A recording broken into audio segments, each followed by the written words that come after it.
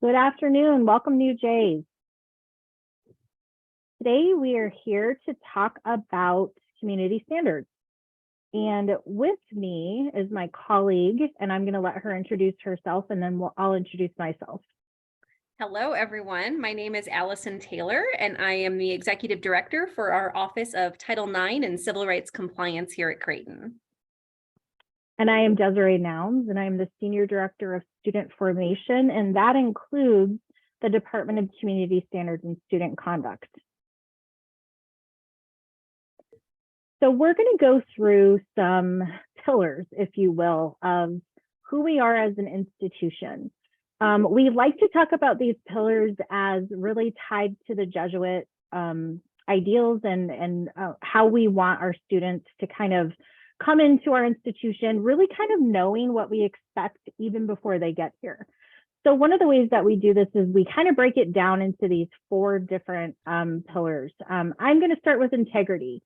And integrity is one of those things that we talk a lot about being in your personal life, your academic life, and eventually your professional life, which is what we want you to start to develop while you're here at Creighton. And as you see on the slide, this principle or pillar really talks about shaping that personal code of conduct. So having a positive outlook and living a healthy life and really embracing all of the responsibilities that you have as a young adult, as somebody going into the world after you get your degree. And we really want you to understand that everybody has that intrinsic worth. So we like to talk about the other side of what is inconsistent with this value or this principle. Off-campus behavior is a really big thing because we have students that live off campus but go off campus. All of these things that are under here, it's funny, they all start with F, and we even had a couple of other ones that we were going to add, forgery and fraud to this one. So Allison and I were kind of joking about that they all start with F, but failure to comply, fake ID, fleeing student, false information. These are just kind of some of the examples that we have of what's inconsistent with this first principle or pillar, integrity. And I'll give you an example. So if you are coming back from maybe a get together off campus and you go into one of the residence halls and you happen to be maybe a little bit intoxicated or you've been drinking, and somebody stops you at the desk and you decide to say, you know what, I'm not going to check in anymore and I'm going to run away. That is one of the things that is inconsistent with integrity. So we want you to really kind of stay at that moment if that staff member is confronting you with that situation, and just really kind of take that consequence or take that responsibility for your actions. Funny enough, we actually had to add the fleeing student policy about 10 years ago when we had a lot of students running away. And so that was one of the things that we really decided, because we want to keep you safe. And some of the students were getting injured after they fled, either from public safety or from residential life. They were actually injuring themselves. So that's one of the reasons that we added that, just so we could keep people safe. So those are just kind of some of the examples of what is inconsistent with this value. Okay, so our next value is dignity. And dignity really focuses on how do we treat one another within the Creighton community. So we're striving to grow in our understanding of those that are different from us. We want to resolve our interpersonal conflicts fairly and equitably. And we want to celebrate the dignity of each person who's part of our campus. So when we think about what does it mean when maybe we aren't being consistent with that value? Well, within our office, so Office of Title IX and Civil Rights Compliance, dignity is really at the center of our work. We're handling incidents where someone has not received the dignity and care that we would expect within the Creighton community. That could include incidents where someone has made crude or offensive jokes to another student and made them uncomfortable. It's when an individual has initiated sexual activity without the consent of the other party. It could also be something where it's seen within a student organization, where maybe the group is engaging in behaviors that are meant to embarrass or humiliate incoming members of the group, which we would refer to as hazing. It can be harming someone else during an argument or initiating physical harm to someone. It can also be maybe compromising your own dignity. If by using alcohol or drugs, you're impacting your own health, your own well-being, or members of the larger community through those actions. So the third pillar or principle is community. And this is a really big one for us. So our Creighton community is really kind of a great place to be. It is one of the reasons that I think Allison and I have stayed around for so long. It's just a really great environment. We really treat each other with respect. And a part of that is knowing what your rights and responsibilities are. We really want you to follow all the standards of conduct and all of the policies that make Creighton great. And I always tell people, you start with an A, right? If that A is what you want to get, you start with an A in behavior. A lot of this has to do with you have a responsibility to this community. You chose to come here. We wanted you to come here. It is really important that you are a responsible individual and participant and being a positive member of our community. So inconsistent with this principle or pillar is really kind of what we see a lot of the time is that unlawful use of possession of drugs and alcohol. And I want to kind of do a little bit of a digression with THC. So THC, wax and oil, is actually a felony in Nebraska. And you will get arrested if you bring any THC, wax, or oil on our campus. I think one of the hardest things is that we actually border a lot of states that THC, wax, and oil is used recreationally. And we just want to make sure that you are aware that in Nebraska, THC is not legal and federally is still not legal. So that's one of the things we really want to remind people. So if you have that, leave it at home with your parents, let them use it, whatever it is that you need to do. Violations of the law are something that we take very seriously as well. So we have anything that happens off campus, we have jurisdiction over as well. So we get a report of something happening off campus, say somebody is driving under the influence and we find out about it, we will document that student and have a conversation with them about that violation of the law. Procurement of alcohol and drugs is also inconsistent with this value. The reason that is because you are contributing to a violation, and that's something that we will actually have conversations with students on occasion. Okay, so our last principle that we'll talk about is development, and that is supporting the personal, professional, academic, and vocational development of members of our community. So that really is focusing on how our actions maybe consider the needs of others and are encouraging positive development in those around us. And when we think about what that looks like to be inconsistent with the value of development, that's going to be, I think Desiree already kind of touched on this, a little bit of that allowing violations to occur. So I always think of this as kind of aiding and abetting someone to violate policies or rules that you know are in place. So for example, if I were to let my friends come into my residence hall room so that they can throw water balloons out of my window at people walking down the street, well, I know they're doing it. I'm letting them use my room. I can't later come back and say that I didn't have knowledge or I wasn't involved because I'm kind of actively letting that happen in my space.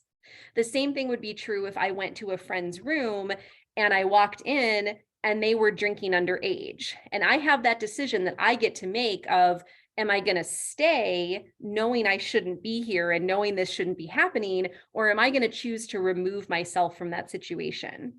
The same would be true of, I'm in a residence hall. Am I playing my music super loud? Have my neighbors asked me to turn that down? Do I have, kind of this noise violation that's happening where I'm impacting the ability for others to get good sleep because they have a test in the morning, they have to get up early?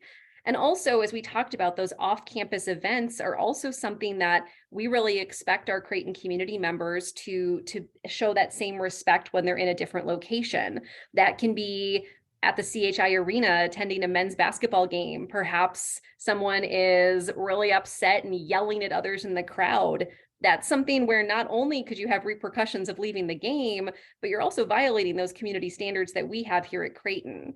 If you're part of a student organization and you're at an off-campus venue and something happens, that's something that can be reported back to the institution.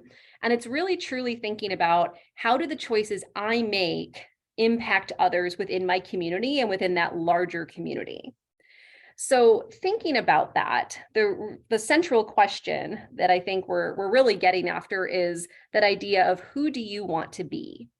And you have the opportunity, as you're starting your Creighton career, to really think about, who do I want to be in college? And having that opportunity to think about, do I want to be someone who treats others with respect and with kindness? I want to support friends. I want to make choices that are positively impacting others.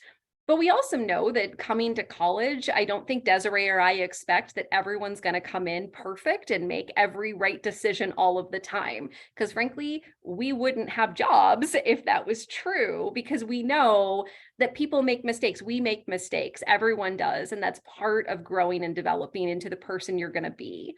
And we're here to help along the way. There's resources, there's many people within this community who are going to be here to help you when you stumble and thinking about those choices that you're making.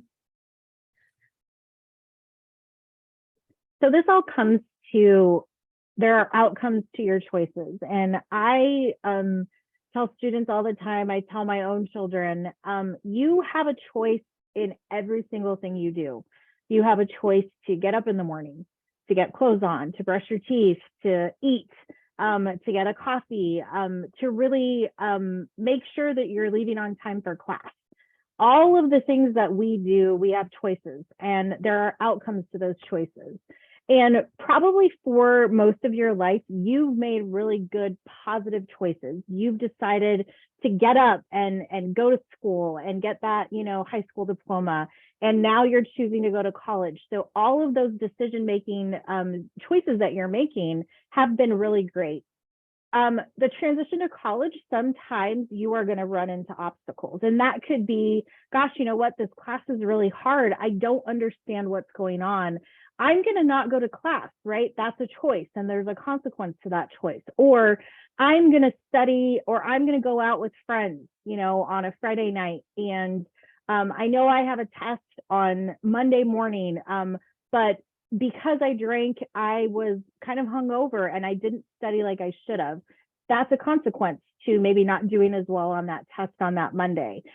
We know that there are going to be a lot of obstacles and a lot of tough choices ahead. You are going to maybe be on your own for the first time and really deciding, gosh, what's that time management look like, right? You have a lot of time outside of the classroom that you're going to be able to kind of do a lot of different things. And so we just really want you to understand that even those pitfalls, even those maybe mistakes that you make, there's going to be those triumphs too. There's going to be that dichotomy of doing really well one day and maybe having a bad day the next. We know that there's a lot of growth that happens during these 4 years, 6 years, 8 years of your college or your professional school, your graduate school. And there's a lot of responsibility that comes with it. You are going to be an adult. You're going to start learning all of the different skills that becoming an adult. And so we know that holistic development of who you are right now is really important. And that's one of the reasons I think Allison and I got into this work, why we stay at Creighton, is because this time is exciting. There's a lot of good things and a lot of tough things that happen. One of the reasons also that we're here is to talk about those resources that you have. Our offices are proactive in nature. We are absolutely reactive. We have a lot of reactive things that we do, but that's one of the reasons that we're here talking to you today, is that this is a proactive approach of telling you who we are as an institution and really what we expect of you. And so you'll hear from us again at the beginning of the year. We always do presentations, and you'll really hear about the work that we do in a proactive way. The student handbook is a part of what we do. We want you to be in touch with that. That's a really important part of this as well. But there are so many resources that you are going to hear about today. Take advantage of them. always look for that help. You're going to get it, whether it's in your hall from your RA or your RD, or outside of that classroom, or even inside of the classroom with your faculty and the other staff on campus.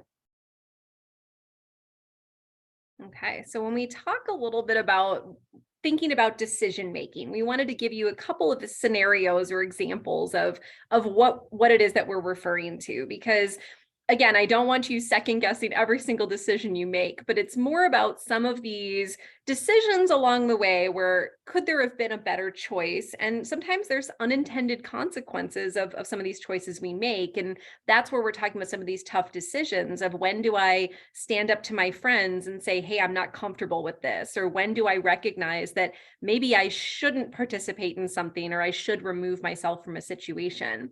So the first example on here is if I was in my residence hall and I'm just hanging out with people and we decided it would be really fun to start racing each other up and down the hallway of our residence hall floor. Well, on its face, sounds like fun, right? Maybe I'm going to be faster than Desiree if I race her down the hallway. But what might be some of those unintended consequences of me running through the hallway in a residential place? Well, what if I run straight into a window and I break it and there's now glass everywhere? Is there glass on the floor that could cut other people? Am I running into there and injuring myself? If someone else gets injured, are there going to be big medical bills?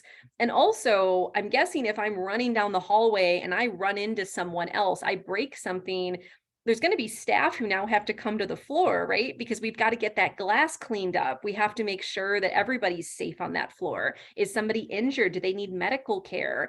And when they come up to the floor, were there other things happening? Were there people on that floor who were doing other violations? Was there some underage drinking? Was there something else that was also leading to these decisions? So me deciding to have this race in the hallway, which I probably am disrupting a lot of people, could also lead to a lot of other consequences of that decision. And the next one on here, a friend from high school wants to come hang out, and they stay over without being an official checked-in guest in our residence hall. I know, Desiree, if you want to handle this one. Yeah. So this is one that Allison and I, it's happened before. And so it was I think a great example for us to bring up is, if that student or even maybe a high school friend comes in and kind of just stays the night, what if their parents are looking for them, right? They don't know where they went, or they don't know where they are. And that person's phone isn't charged. So there's a level of escalation of, I can't get a hold of my student. I need to talk to them now. I need to know where they are. The other nuance of this, what if the person is a friend of the opposite sex? Maybe it's a girlfriend or a boyfriend or a significant other from high school. That's a violation of our guest policy. Not only not checking them in, but guests of the opposite sex can't stay overnight in that residence hall room. And then the staff is showing up at your door, or maybe even one of your friends' door at 6 a.m. looking for your friend. And that is just one of the many things that can happen or that we can encounter. But this is a really, I think, practical example of, this may not be a big deal to you. This may just be like, oh, my friend's visiting. It's not that big of a deal.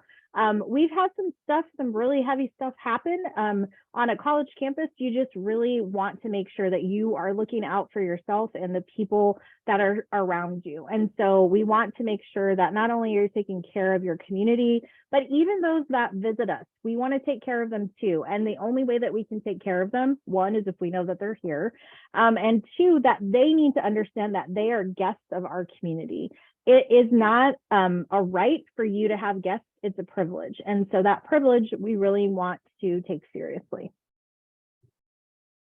Okay, so another example might be, maybe I'm having a good time with friends and there's people who are drinking underage and someone's taking photos, and we're taking photos of everybody hanging out, but then those photos wind up getting posted online without the knowledge or permission of the people who are in those photos. So what might that mean? Well, I will tell you, a lot of staff members certainly are on some of these same online sites, or people are very quick to forward things to Desiree or myself to say, have you seen this? So for one, if there are students who we can easily identify in photos, they're probably getting called into a meeting because, as we've covered, those would be violations of our policy. Secondly, if something's being posted online where people are doing things they shouldn't be doing and we can't control where a photo goes when it's online, is somebody forwarding that maybe to their employer for an internship, somebody's sharing that, and now they're losing out on an opportunity because somebody's seen a photo of something that happened. Or maybe in the photo, somebody's posing and you can see that they're holding up a fake ID or they're holding up something that they absolutely shouldn't have. And now, is there going to be some legal repercussion to that? So just really thinking about, when we're taking photos and we're posting information about our friends, while it might seem really fun in the moment, could there be some unintended consequences of sharing a photo or a video online, especially without somebody's permission or knowledge that that photo is now being shared? And these are just one of the many examples that Allison and I kind of came up with. So just really want you to be aware of that. Decision making is a big deal. And even the smallest decision can sometimes have some consequences to it. Okay, so one of these last slides is information for parents. And so we know that you are a partner to us and communication matters.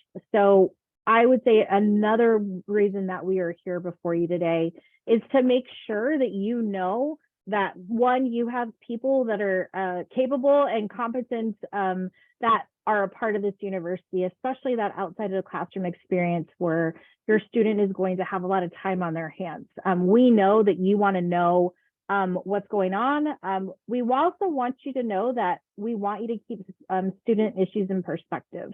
There's a lot of growth that happens in college, and this transition can be amazing and great, and fireworks and everything's going wonderfully, and sometimes it can be a bit bumpy. So we just want you to understand that those bumpy parts, we have absolutely capable individuals to assist your students, whether it's in the counseling center, it's in the student success center with their grades, it's with tutoring, it's just with just finding their place here on campus. And so it's really important that if you feel like you need to reach out to us, please do. We will take a call. We will try to mitigate any kind of situation. And I think this really kind of is one of those reasons that I talk about being a support to your student instead of managing them. I've talked about this for the last probably 7 or 8 years where, even as a parent myself, when my oldest daughter went to college, I really had to take a back seat in managing her life. As a parent, from the time that they're little to the time that they're in high school, we really manage, practically everything, a lot of what they do. When they get up in the morning, we're making sure that they're getting their breakfast, they've done their homework, and they have gas in the car if they're driving at that time, but we take them to sports, we take them to all of these things, and we really are their managers, right? We're making sure that they're getting places on time. And in college, you kind of have to downshift a little bit. And those of you that have older children that have gone to college or, even moved out of the house, you understand that, and you understand that, their life is their own at this point, and they learn a lot from us being able to be supportive and not telling them what to do all the time. And so I know I've been there. It's a hard downshift. It is something that I think is easier said than done. So we really want you to understand that this is the greatest time in their life where they're really going to start to stand on their own 2 feet. The last thing that we wanted to kind of talk about was FERPA. And FERPA is the Family Educational Rights and Privacy Act. And you'll probably hear that a lot these next 2 days, but really FERPA is a federal law that protects your students' educational record, and that's behavioral, financial, and academic. And so they have to give you permission to view all of their records. Behavioral is our bucket. We deal with behavior, that kind of those records associated with that. So have a conversation with your student about getting access to all those 3 different buckets, and they actually have to give you access to all 3. So please read up about that and have a conversation with them about their FERPA rights and then your access to that. So here's our contact information.